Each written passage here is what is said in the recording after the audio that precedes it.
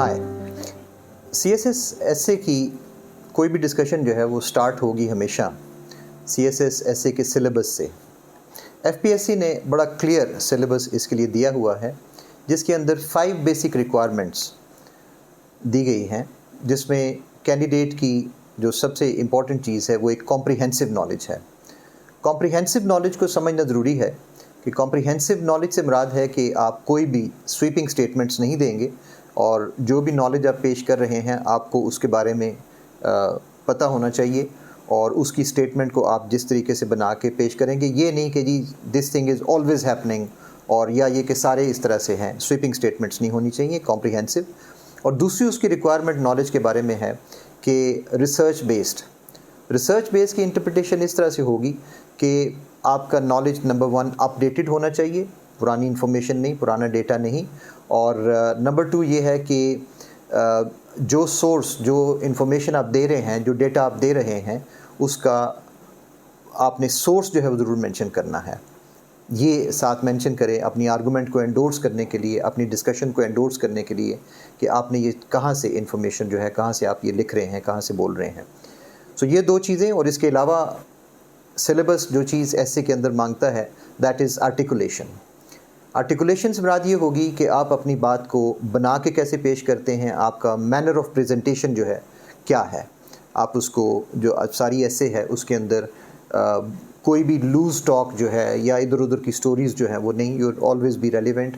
आपका कंटेंट जो है वो रेलिवेंट होना चाहिए और कंटेंट के आसपास जो है वो हमेशा आप अपनी डिस्कशन को रखेंगे। दूसरा पॉइंट जो इसके अंदर वो मांगते हैं वो एक्सप्रेशन का है सिलेबस के अंदर।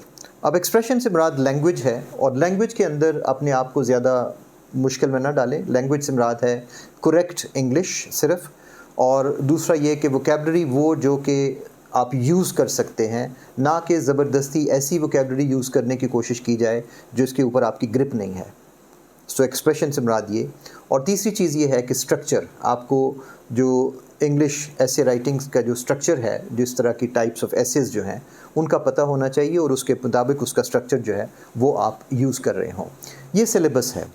इसी तरीके से एग्ज़ामिनर की जो रिक्वायरमेंट्स हैं वो भी बिल्कुल इन्हीं लाइंस के ऊपर हैं कि आप वो स्पेसिफाई कर देता है कि आपके पास जब स्ट्रक्चर की बात हो रही है तो एसे के अंदर आपको 3 तरह की एसेस जो हैं वो रिक्वायर्ड हैं।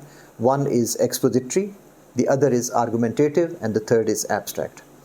और फिर ये कि सारी ऐसे जो है वो एक ही स्टाइल में होनी चाहिए। अगर एक्सपोजिटरी लिख रहे हैं तो सारे की सारी एक्सपोजिटरी होगी, वरना आर्गूमेंटेटिव और पूरी ऐसे जो है वो एक ही स्टाइल के अंदर जो है वो लिखी जानी चाहिए। इसमें जो एग्ज़ामिनर मज़ीद इसके ऊपर एम्फसाइज़ करता है कि रेलिवेंस बहुत इंपॉर्टेंट है, कि टॉपिक को जो है वो अंडरस्टैंड करें और टॉपिक को अंडरस्टैंड करके, अब एग्ज़ामिनर की जो एक्सपेक्टेशन है आपसे CSS ऐसे में, वो यही चीज़ें हैं कि आपकी लैंग्वेज के अंदर क्लैरिटी होनी चाहिए। और रेलिवेंस से मुराद ये है कि आपने जो टॉपिक है उससे रेलिवेंट रहें। बहुत अक्सर स्टूडेंट्स के साथ ये हो रहा है, कैंडिडेट्स एस्पायरेंट्स के साथ, कि वो बस वो टॉपिक के अंदर डेमोक्रेसी देखा और डेमोक्रेसी के ऊपर जो है वो लिखना शुरू हो जाते हैं, जबकि एग्ज़ामिनर ने कोई और चीज़ उससे रिलेटेड जो है वो पूछी हुई है। चनाचे ऐसे के जो तमाम जो वर्ड्स हैं, टॉपिक के जो तमाम वर्ड्स हैं, उन सब को उन सब को कंसिडर करें और उन सब को कंसिडर करने के बाद अपनी जो ऐसे का जो सारी डिस्कशन है उसके ऊपर बेस करें। ये नहीं होना चाहिए कि सिर्फ एक टॉपिक का पार्ट जो था वो ले लिया और उसके बाद उसको। रिसोर्सेज के बारे में ये है कि ऐसे के अनफॉर्चुनेटली पाकिस्तान में कोई रिसोर्सेज ऐसी बुक्स नहीं हैं जो CSS ऐसे से ख़ास तौर पे रिलेटेड हों। जनरल एसेस की बुक्स हैं जो CSS ऐसे की रिक्वायरमेंट्स पूरी नहीं करती। और फिर यह है कि इसकी प्रिपरेशन करने के लिए आपको जो चीज़ रिक्वायर्ड है, सबसे इम्पॉर्टेंट चीज़ ऐसे राइटिंग के अंदर आपकी पैराग्राफ राइटिंग है।